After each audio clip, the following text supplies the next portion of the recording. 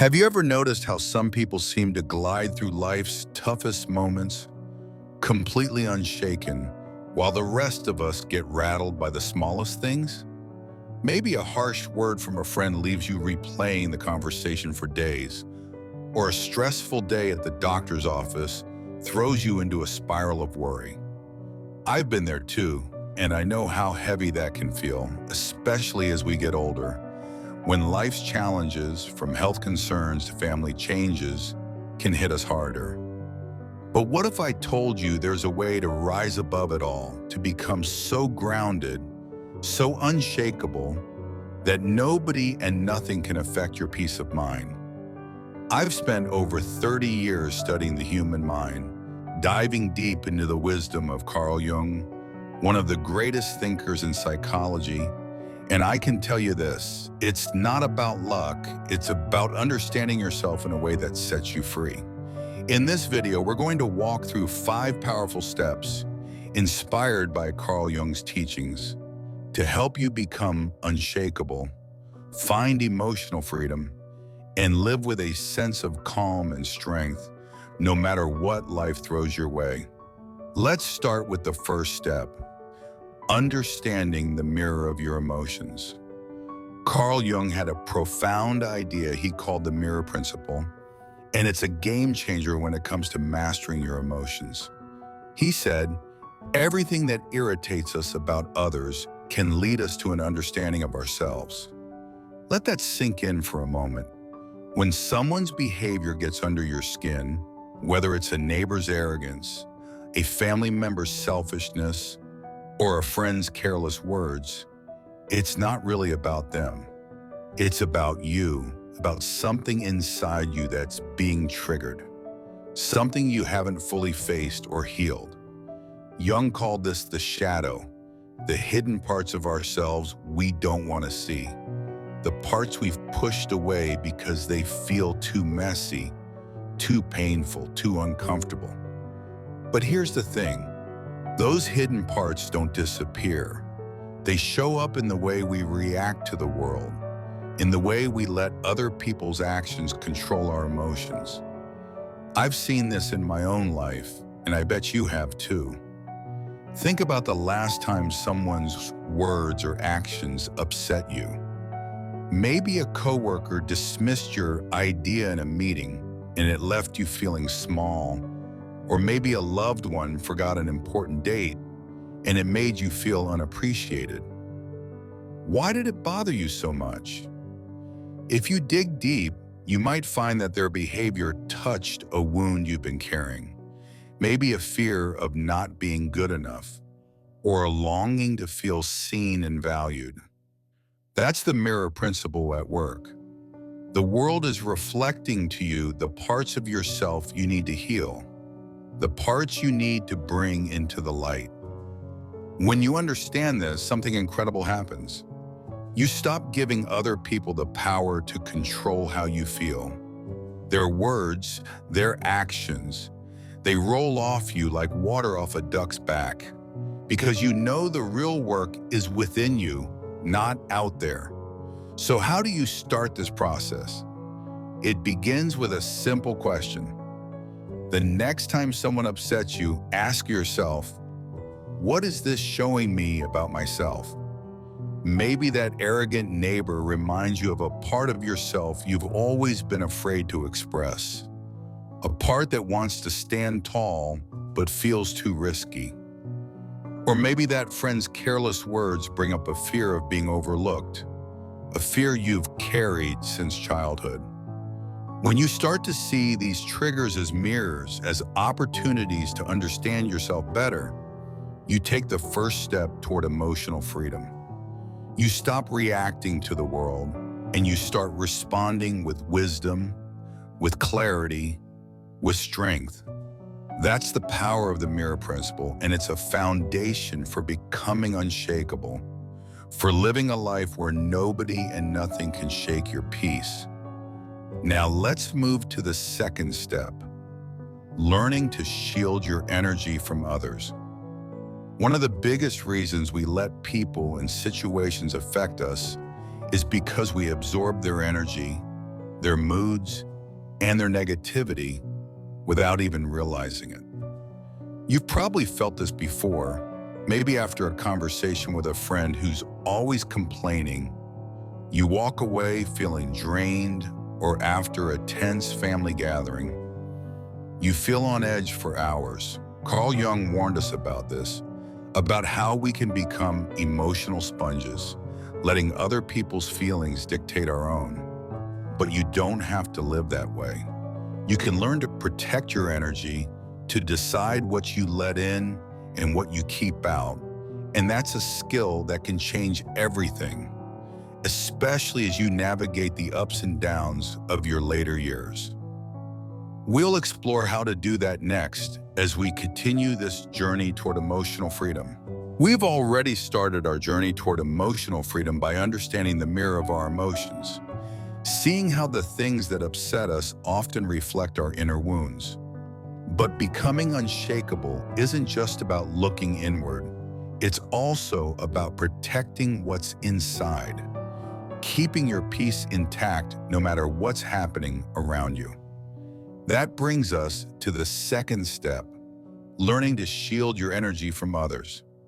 I've seen this so often in my years of working with people, especially as we get older, when we're often surrounded by more stress, more opinions, more demands on our time and energy.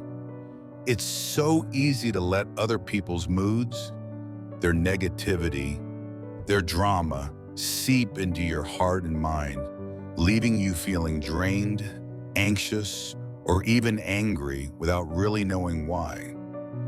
Carl Jung understood this deeply, and he warned us that if we're not careful, we can become like emotional sponges, soaking up the energy of everyone around us and letting their feelings dictate our own. Think about the last time you spent an afternoon with someone who was constantly complaining. Maybe a friend who went on and on about their problems, or a family member who always sees the worst in everything. How did you feel afterward? If you're like most people, you probably felt heavy, maybe a little down, maybe even frustrated, even if you didn't start the day that way. That's because you absorbed their energy, their negativity, without even realizing it. But here's the good news. You don't have to live that way. You can learn to protect your energy, to decide what you let in and what you keep out. And that's a skill that can bring you so much peace, especially in your later years, when you deserve to feel calm and centered, no matter what's going on around you. So, how do you do this? It starts with a simple mental shift. The next time someone tries to dump their negativity on you, whether it's a neighbor venting about their troubles or a coworker snapping at you in a moment of stress, imagine putting up an invisible shield around yourself. Picture their words, their energy, bouncing off that shield, not sinking into you. Mentally say to yourself, "That's theirs, not mine. I won't carry it." This isn't about being cold or uncaring. It's about recognizing that their emotions, their struggles, belong to them, not to you. You can listen, you can offer kindness, but you don't have to take on their burden as your own. I've found this practice to be incredibly freeing in my own life, and I've seen it transform the lives of so many people I've worked with. When you stop absorbing other people's energy, you create space for your peace, your joy, and your strength. You become unshakable because you're no longer at the mercy of everyone else's moods. Instead, you get to choose what sticks, what matters, what gets to live in your heart. That's a powerful step toward emotional freedom. A step that lets you hold on to your calm, no matter what's happening around you. Now let's move to the third step, developing the observer mindset. One of the most transformative ideas Carl Jung ever shared is the power of becoming the observer of your life, not the victim of it. Most of us go through life on autopilot, reacting to everything that happens, letting our emotions take over without even realizing it. Someone cuts you off in traffic and you're fuming for the next hour. Coming from their own stress, their own pain, not from anything you have done. Maybe you'll notice that your reaction is tied to an old wound, a fear of being dismissed or overlooked. When you observe like this, you create a space between the situation and your response, a space where you get to choose how you want to feel, how you want to act. I've seen this practice work wonders for so many people, helping them stay calm in situations that used to send them spiraling, helping them respond with wisdom instead of reacting with anger or hurt. It's a skill that takes practice, but the more you do it, the more natural it becomes, and the more unshakable you'll feel, no matter what life throws your way. We've covered 2 more steps on this journey, shielding your energy and developing the observer mindset, but there's still more to explore about how to truly become unshakable, how to let go of the past and take control of your inner world. When you understand this, it changes everything. You stop taking their actions personally, stop letting their behavior define your worth, because you see it for what it is, a reflection of their pain, not yours. So how do you let go of the past? It starts with a simple shift in perspective. The next time an old memory, an old hurt comes up, remind yourself, that was then, this is now. I am not that person anymore. Then take a moment to reflect on what that experience taught you, how it made you stronger, wiser, more compassionate. Maybe a betrayal taught you to value trust, or a failure taught you resilience. When you look at your past as a teacher, not a chain, you free yourself to live in the present, to choose who you want to be today, not who you were yesterday. That's the power of letting go, the power of deciding that your history is not your destiny, that you get to write the next chapter of your life, no matter how many years you've lived. Now let's move to the 5th step, mastering your unconscious mind. This is where the real transformation happens, where you take control of the hidden forces that have been shaping your life, often without you even realizing it. Carl Jung taught us that so much of what we feel, what we do, what we believe, comes from our unconscious mind, from patterns and beliefs we've picked up over the years, from society, from our upbringing, from past experiences. He called this the collective unconscious, a deep well of conditioning that runs the show if we don't bring it into the light. I've seen this in so many people over the years. Folks who feel guilty for saying no, who fear being alone, who believe they have to be perfect to be loved, not because that's who they are, but because that's what they were taught, what they absorbed without even knowing it. Think about the last time you felt a pang of guilt for putting yourself first. Maybe when you turned down an invitation because you needed a quiet evening at home, or when you set a boundary with a family member who always asked too much. Why did you feel that guilt? If you dig deep, you might find it's not really yours. It's a belief you picked up long ago, maybe from a parent who taught you that self-sacrifice equals worthiness, or from a culture that told you being nice means always saying yes. Jung called these unconscious contracts, invisible rules we live by without ever agreeing to them. Rules that keep us trapped, that keep us reacting instead of choosing. But here's the beautiful truth. You can rewrite those contracts. You can break free from those chains once you see them for what they are. The first step is awareness, asking yourself, is this really how I feel, or is this what I was taught to feel? The next time you feel that guilt, that fear, that need to please, pause and ask, where did this come from? Did I choose this belief or was it handed to me? When you start to see these patterns, you take back your power. You start to choose what you want to believe, what you want to feel, who you want to be. That's the beginning of mastering your unconscious mind, the beginning of true emotional freedom. The kind of freedom that lets you stand firm, unshakable, no matter what life brings your way. We've explored 2 more steps on this journey, letting go of the past and starting to master your unconscious mind. But there's still more to uncover about how to fully step into your power, how to transform your pain into strength.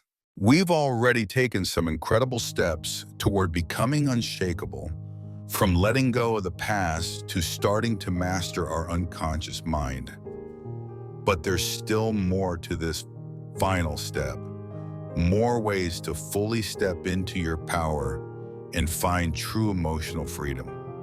Let's continue with the 5th step, mastering your unconscious mind by learning to transform your emotions and build an unshakable identity. I've talked about how our unconscious mind can run the show, shaping our reactions with beliefs we didn't even choose. But there's another layer to this, a layer that can turn your pain into strength, your fear into fuel, your doubts into clarity. Carl Jung believed that our emotions, even the difficult ones like anger, jealousy, or sadness, aren't weaknesses to be ignored. They're signals, messages from our unconscious, pointing us toward the places we need to heal, the places we need to grow. He called this process shadow integration, the act of facing those hidden parts of ourselves, the parts we've pushed away, and using them to become whole. I've seen this in my years of working with people, folks who've spent decades suppressing their emotions, thinking that's the way to stay strong, only to find that those feelings keep coming back, stronger each time, until they're faced head-on. Jung once said, "The most terrifying thing is to accept oneself completely." And he was right, because accepting yourself means accepting all of you. The light and the dark, the joy and the pain, the parts you're proud of and the parts you've tried to hide. But when you do, something incredible happens. You become unshakable because you're no longer fighting yourself, no longer giving your power away to the things you've been afraid to face. So how do you transform your emotions? It starts with a simple practice. The next time you feel a strong emotion, whether it's anger at a friend's thoughtless comment, sadness over a missed opportunity, or frustration with a family member, don't push it away. Don't let it take over. Instead, sit with it for a moment. Ask yourself, what is this feeling trying to teach me? Maybe your anger is showing you a boundary you need to set, a need to stand up for yourself that you've been ignoring. Maybe your sadness is pointing to a longing for connection, a reminder to reach out to someone you love. When you listen to your emotions like this, you turn them from enemies into allies, from poison into power. I've found this practice to be so transformative, not just for myself, but for the people I've worked with over the years. It's like taking a fire that could burn you down and using it to forge steel, to build something stronger, something unbreakable. That's the alchemy of emotions, the art of turning your pain into growth, your fear into courage, your doubts into wisdom. And as you do this, as you integrate your shadow, you start to build an unshakable identity, a sense of self that no one can touch, no matter what they say or do. Jung called this individuation, the process of becoming who you truly are, not who the world expects you to be, not who your past has shaped you to be, but the real you, the you that's been there all along, waiting to be seen. This means letting go of the need for everyone to like you, letting go of the fear of rejection, letting go of the old rules that say you have to be perfect, you have to please everyone, you have to fit in. I've seen this in so many people I've worked with, folks in their 60s, 70s, even 80s, who finally let go of those expectations and stepped into their true, radiating a kind of confidence, a kind of peace that nothing could shake. They'd rather be loved for who they are than for who they're not. And that's the secret of true emotional freedom, the secret of being unshakable. So take a moment to think about who you truly are, beneath all the noise, all the expectations, all the old wounds. Write down a simple statement, something like, I am strong, I am enough, my worth is unshakable. Repeat it to yourself every day, especially when doubt creeps in, when someone's words try to shake you.